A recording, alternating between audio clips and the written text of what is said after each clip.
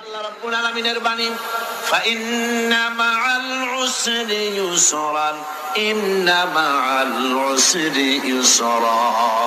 আল্লাহ পাক বলেন, জেনে রাখো, দুঃখ এবং কষ্টের সাথে রয়েছে সুযোগ আর সুবিধা, আর অসচ্ছলতার সাথে রয়েছে উদার সচ্ছলতা। জোরে কোন সুবহানাল্লাহ। কাজে ভয় পাওয়ার কারণ নাই, হতাশ হওয়ার কারণ নাই। মন আশায় বুক বেঁধে রাখো।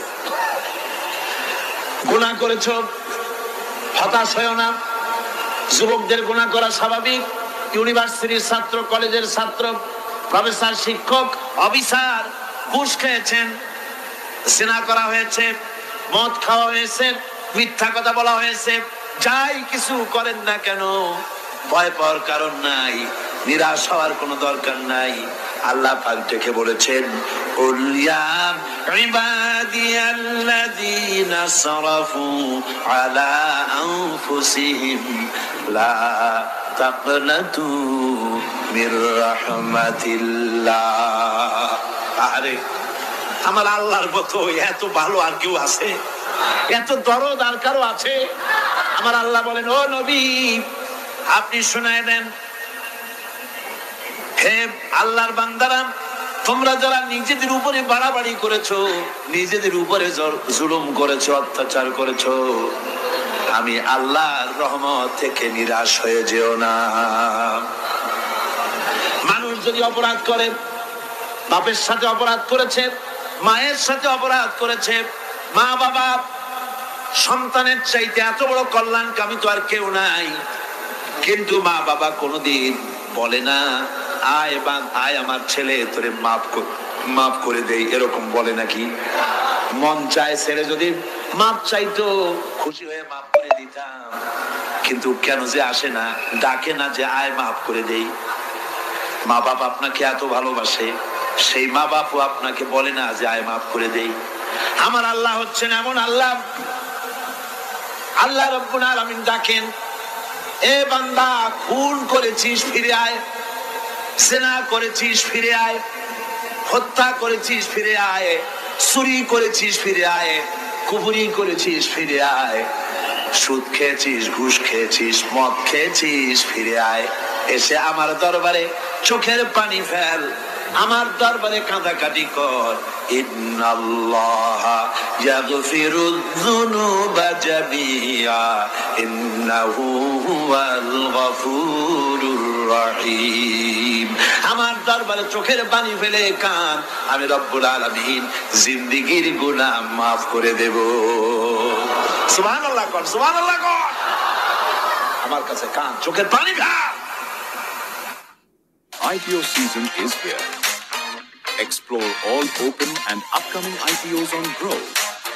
Get complete details from minimum investment, bidding dates, lot size, issue size, even the financials. Get complete details on upcoming IPOs. Apply for IPOs in just a few taps. Start investing on Grow. Investment in securities market are subject to market risks. Read all the related documents carefully before investing.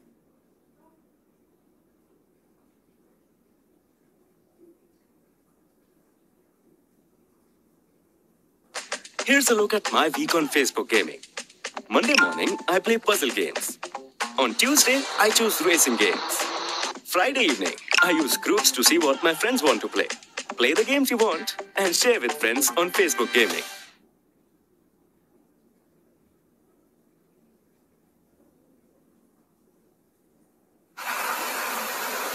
আল্লাহ রাব্বুল আলামিনের কাছে বান্দার দুইটা ফোঁটা বেশি প্রিয়। একটা হলো জিহাদের ময়দানে যে রক্ত ফোঁটা দেওয়া হয়, এটা আল্লাহর কাছে প্রিয়। আর আল্লাহর ভয়তে গুনার জন্য লজ্জা করে, অনুশোচনা করে বান্দা যখন চোখের পানি ছেড়ে দেয়, আল্লাহর কাছে এটা অত্যন্ত প্রিয়। নবীজি বলেছেন, বান্দা যখন গুনার ভয়তে, আল্লাহর ভয়তে, জাহান্নামের ভয়তে অনুশোচনা করে যখন চোখ দিয়া পানি ছেড়ে দেয়, ওই চোখের পানি নাকের অর্ধেক আসতে না আসতে আল্লাহ রাব্বুল আলামিন বান্দারে মাফ করে দেয়। আল্লাহ বরদাস্ত করতে পারেন না যে বান্দা কান্দুক। আমার ভাইরা, আল্লাহ রহমত, এই পৃথিবীতে আল্লাহ রহমতকে 100 ভাগ করা হয়েছে। আল্লাহ রহমতের কত ভাগ? এই 100 ভাগের 1 ভাগ সারা পৃথিবীতে ছড়াই দেওয়া হয়েছে। আর 99 ভাগ কার কাছে? আল্লাহর কাছে।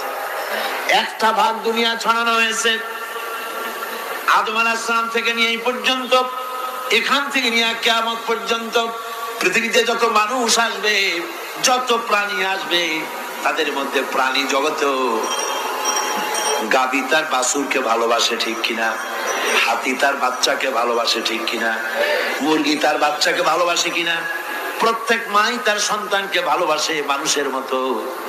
এই ভালোবাসা, স্নেহ, এই মমতা, এই করুণা, এই মহব্বত একটা ভাগ দুনিয়ায় দেওয়ার পর আপনি আর আমি যতটুকুন ভাগে পেয়েছি, সেই মহব্বতে, স্ত্রীর মহব্বতে অস্থির, মায়ের মহব্বতে অস্থির, সন্তানের মহব্বতে অস্থির। এখন চিন্তা করেন, একটা ভাগ সারা পৃথিবীতে বিতরণ করার পর যেটুক পেয়েছি, তাতে যদি এত মহব্বত হয়, তাহলে এর 99 ভাগ মহব্বত যে আল্লাহর কাছে জমা আছে, এই বান্দার জন্য তার কত মহব্বত, এই বান্দার জন্য কত করুণা তার, কত মহব্বত তার, কত দয়া তার। এজন্য আল্লাহ রাব্বুল আলামিন বলেছেন, নাব্বি ইবাদি আন্নী আনাল গফুরুর রহিম। আমার নবী সুসংবাদ দিয়ে দাও, বান্দাদেরকে শোনায় দাও যে আমি আল্লাহ তাআলা ক্ষমাশীল আর দয়াবান। হুজুর কাঁদতেছিলেন, হযরত ওমর রাদিয়াল্লাহু তাআলা আনহু এসে দেখেন হুজুর একা কাঁদতেছে। হুজুর জিজ্ঞেস করছেন, হযরত ওমর জিজ্ঞেস করলেন, হুজুর আপনি কাঁদেন কেন একা একা? হযরত ওমর বলেন, আমি যখন প্রশ্ন করলাম, নবীজি বললেন, আমার কাছে কিছু আগে জিবরাইল এসেছিলেন। জিবরাইল এসে আমাকে বললেন, আল্লাহ পাক বলেছেন, হে আমার নবী, ইসলামের ভিতরে থেকে যে সমস্ত মানুষগুলো ইসলামের ভিতরে থেকে চুল আর দাড়ি পাকায় দিছে, কিয়ামতের দিন এই লোকগুলারে আমি শাস্তি দিতে আমার শরম হবে। হযরত ওমর বলেন, হুজুর উম্মতের জন্য কত বড় খোশ খবর এটা, আর আপনি কাঁদতেছেন। হুজুর বলেন, ওমর তুমি জানো না, আমার কান্নার কারণ ভিন্ন। আমার কান্নার কারণ হলো যে আল্লাহ রাব্বুল আলামিন কিয়ামতের দিন দাড়ি চুল পাকা বান্দারে শাস্তি দিতে শরম করবেন। সেই দাড়ি চুল পাকা বান্দাগুলি আল্লাহর সাথে নাফরমানি করতে শরম করে না। আমি এই লজ্জায় কাঁদতেছি।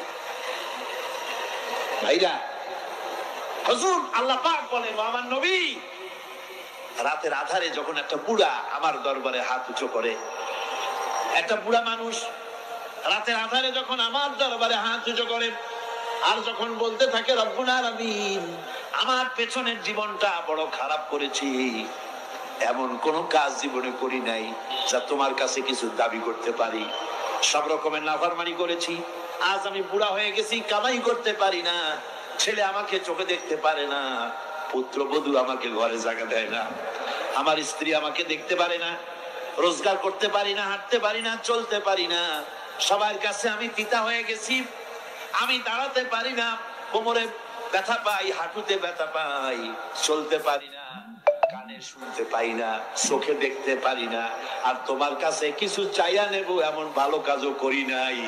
এইভাবে যখন বান্দা কাঁদতে থাকে আমার দরবারে, ও আমার হাবিব আমার রহমতের দরিয়ায় জোশ মেরে যায়, আমার শরম হয় এই বুড়াটারে কেমনে খালি হাতে ফিরাইয়া দেই।